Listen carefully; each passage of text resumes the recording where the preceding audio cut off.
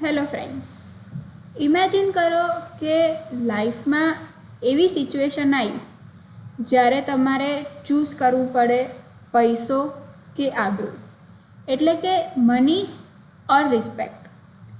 હવે બધા લોકો એવું વિચારતા હોય છે કે ખાલી બિઝનેસમાં જ પ્રોફિટ છે, but today I want to talk about a concept from the movie ચલ મન જીતવા જઈએ, જે ખાલી એક ફિલ્મ નથી પણ ક્રાઇસિસ મેનેજમેન્ટનો એક બેસ્ટ કેસ સ્ટડી છે.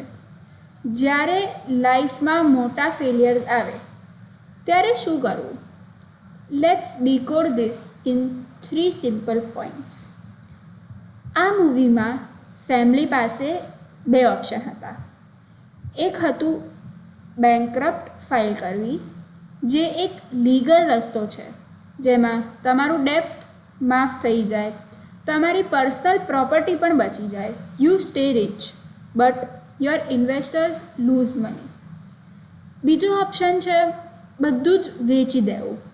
આ એક એથિકલ રસ્તો છે. You loose your home, your luxury, but you pay back everyone. લાઈફમાં યાદ રાખજો, જસ્ટ બિકોઝ એ લીગલ વસ્તુ છે ઇટ ડઝન્ટ મીન્સ કે એ સાચી વસ્તુ છે. શોર્ટ ટર્મમાં પૈસા બચાવવા માટે જો તમે તમારું કેરેક્ટર ગુમાવી દેશો તો લોંગ ટર્મમાં તમારા ઉપર કોઈ જ ટ્રસ્ટ નહીં કરે. અને બિઝનેસમાં સૌથી મોટી કરન્સી જે હોય એ છે ટ્રસ્ટ, જે તમે ક્યારે બી પાછો નથી લાવી શકતા.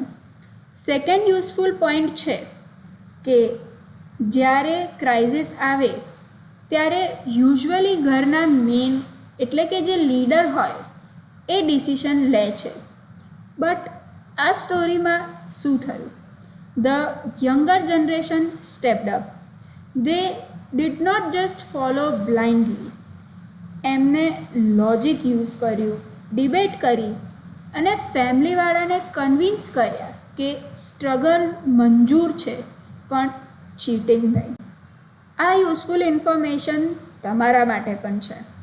Weather it is a startup or a family problem, involve everyone. જ્યારે આખું પરિવાર સાથે મળીને ડિસિઝન લે છે ત્યારે ગમે તેવી પણ મોટી મુશ્કેલી કેમ હોય એ નાની લાગે છે. Don't face crisis alone, face it together. So the third point is the mindset. And finally, the title itself, ચલ મન જીતવા જઈએ, meaning the real battle is not outside, it's inside. Situation ખરાબ નથી હોતી, આપણો ડર ખરાબ હોય છે. મૂવીમાં કેરેક્ટર્સ ડરતા હતા કે એસી વગર કેમ રહેવું, બસમાં કેવી રીતના જવાય.